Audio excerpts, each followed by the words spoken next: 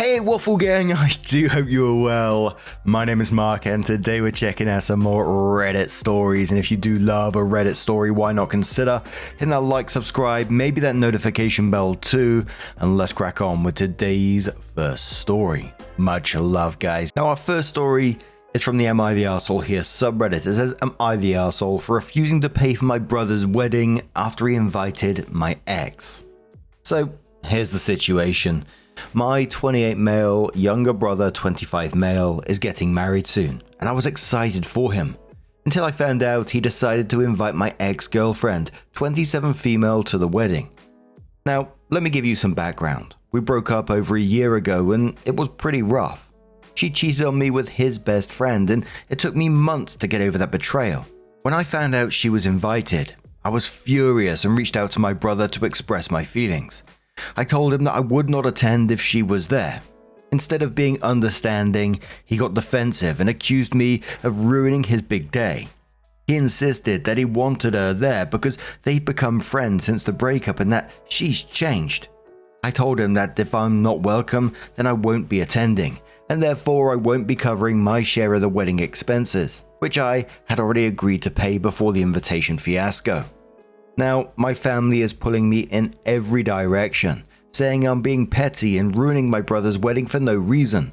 They're calling me an arsehole for not supporting my brother and for potentially putting financial strain on his wedding plans. Some even suggested I should just suck it up and attend for the sake of family. I've now decided that I'm not paying for a single thing, and that if he wants to have a wedding with my ex as the guest of honor, it's on him to cover the costs. Am I the arsehole for standing my ground and refusing to fund my brother's wedding under these circumstances? I never understand how this has become a thing. We've seen it in several posts now, but unless it's a cultural thing or something I'm missing along those lines, I don't understand why siblings are expected to pay for other siblings' weddings. They're like adults now. If you're getting married, surely you can pay for your own wedding, or you save up to pay for your own wedding, not expect your sibling to pay it for you. There's only 3 years between them. And as always, if people are going to complain about it, if family's going to complain about it, they can put their hands in their pockets and pull some money out. It's up to them. But in terms of the question itself, not the arsehole as well. You was cheated on by this person. Why would you want to be around that person? And, putting myself in your brother's shoes. If I heard that someone done that to one of my brothers, I wouldn't want them there either. But external medicine says not the arsehole. This woman betrayed and hurt you, and now your brother is friends with her, and she's changed. Don't pay, don't go. Hold strong and give your brother a "I told you so" when she cheats on his best friend. Your brother is showing you how important you are to him. Believe him. Hope he replied saying thank you for your input. This "I told you so" will be the most satisfying one so far in my life. Medicine replies that saying what your brother is doing is outrageous. I may be a little biased as I was cheated on by my ex-fiancé February last year. When my siblings found out, my 3 sisters dropped her as a friend and said they will not physically hurt her but to never contact them again. My brother was my rock and would never have made me be in the same room as her. Your brother is not a very good brother.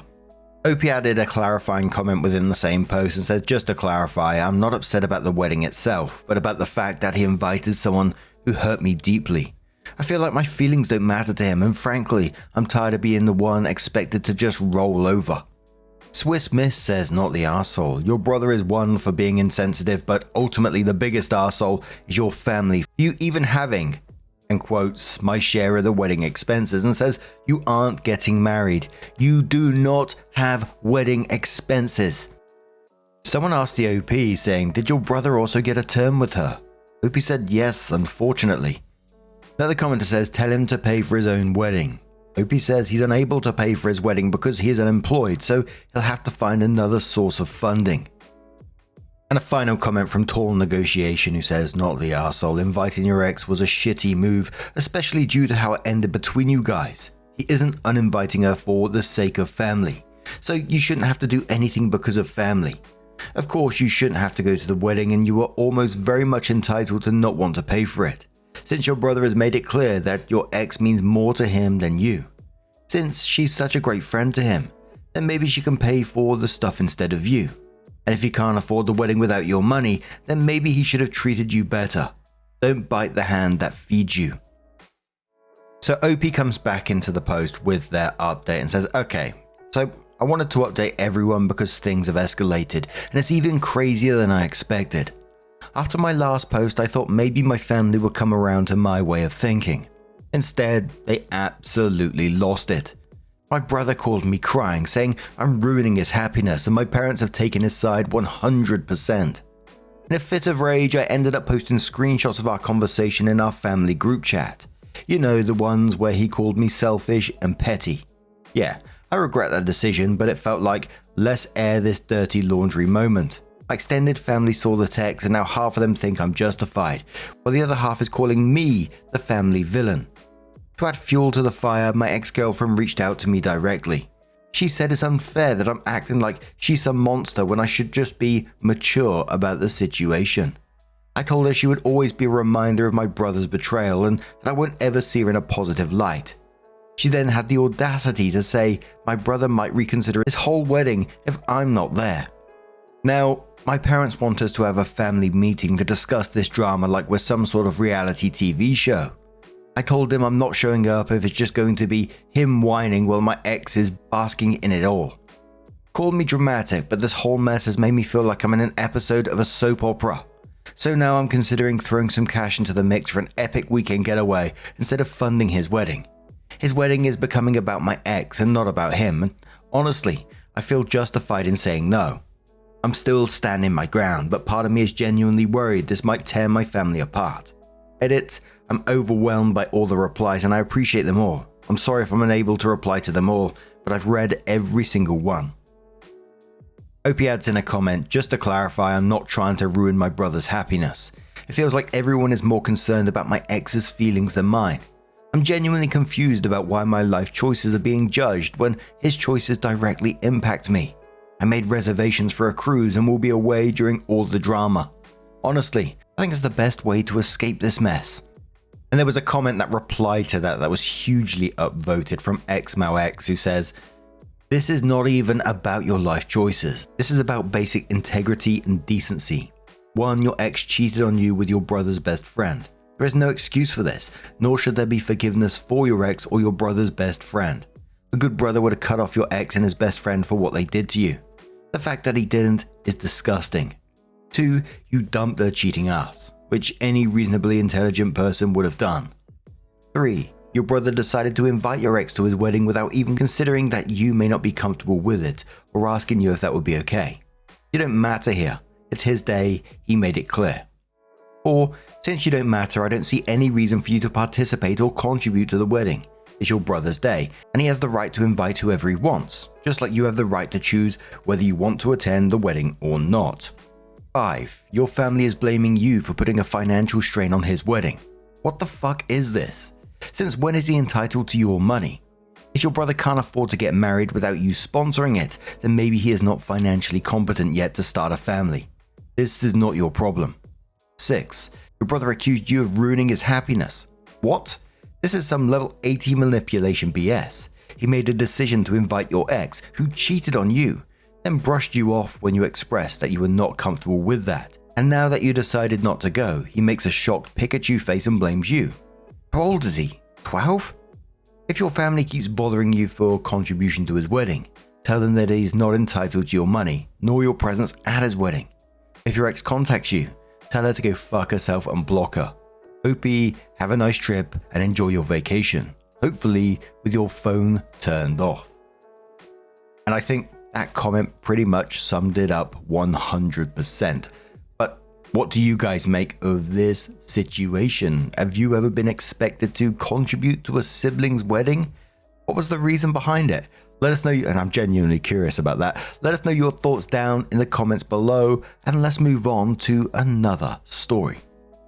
And our next story comes from C-Treacle7062 and says, am I the arsehole here for not wanting to lower my daughter's standard of living for a stepsister? Me and my ex-wife divorced around 5 years ago when she came out as lesbian. We are still really good friends and we are both confused about what to do here. Around 2 years ago, she got married to Linda and a daughter Mia, 12 female. My daughter Anne is currently 17 years old. I've worked hard for the career and income I have, and I'm not ashamed to want Anne to enjoy it. As such, I give her a relatively large allowance. Anne grew up volunteering at our local shelter with me and her mum weekly, so she isn't spoiled at all. Anne and Mia were really close at first, but recently Mia has been acting out about the lifestyle disparities between Anne and the rest of my ex-wife's household. Like how unfair it is that Anne gets to order food for delivery whenever she wants, and how she has fancier electronics and clothes than what my ex and Linda can afford for her. Her biological father has passed. It had gotten to the point that it has started to affect her relationship with Anne. Last week was the last straw, when she said, "I wish my dad was alive so I would have the same stuff Anne has." My ex-wife scheduled a meeting with me to talk about things. We pretty much seem to be on the same page since we both have no idea what to do. We are not comfortable with lowering Anne's allowance, since we're both worried it would make her resent Mia. Nor are we comfortable with prohibiting her from using her allowance at her mother's place, since it might alienate her from her mother's household and make her not want to be there. My understanding is that Anne offers to share things she buys, makeup, food, clothes, with Mia sometimes, but not all the time. But I don't feel comfortable enforcing a sharing rule either, since my therapist advised me that it usually breeds resentment. However, Linda has been very upset with both me and my ex-wife, since it's causing a lot of disturbance with Mia and a lot of big feelings, and if my dad was alive kind of stuff, and it's genuinely harming her mental health. Linda acknowledges that it is an unfair ask, but she asked me if I could have a talk with Anne about maybe saving more of allowance to not spend so much in front of Mia, for the sake of creating a healthier and more harmonious household. I told her I understand where she is coming from, but I don't feel comfortable controlling how my daughter spends money that I give her to spend as she pleases. Am I the arsehole here? So someone asked the OP on this one, is there any possibilities if Anne could move in with the OP? And OP says, we did think about this option, but one, having her just move in with me is basically running away from conflict rather than teaching compromise and conflict resolution.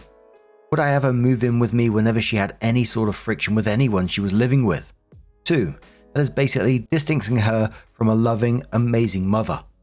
A commenter says to OP, not the arsehole, 5 years is a big age difference between the girls.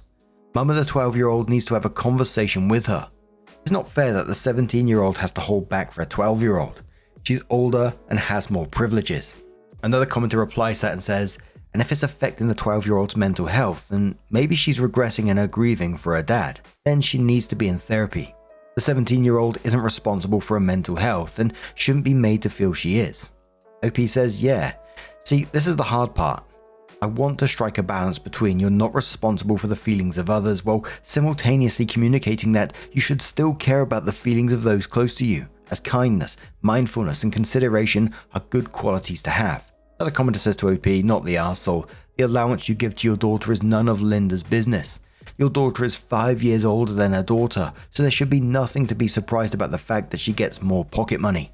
So, sometime later, OP did update the post and says, after thinking about it for a while, I still don't think it's effective to enforce anything. Making Anne share everything with Mia or banning her from using her allowance at her mother's place will just create resentment towards Mia. Having her spend more time here is also alienating her from her mum.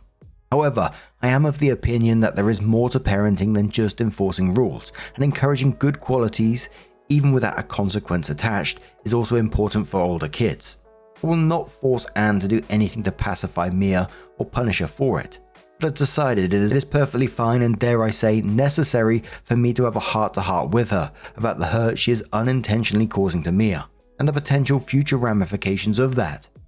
I'm going to talk to her when she comes over tomorrow, and I'm going to bring up the following points.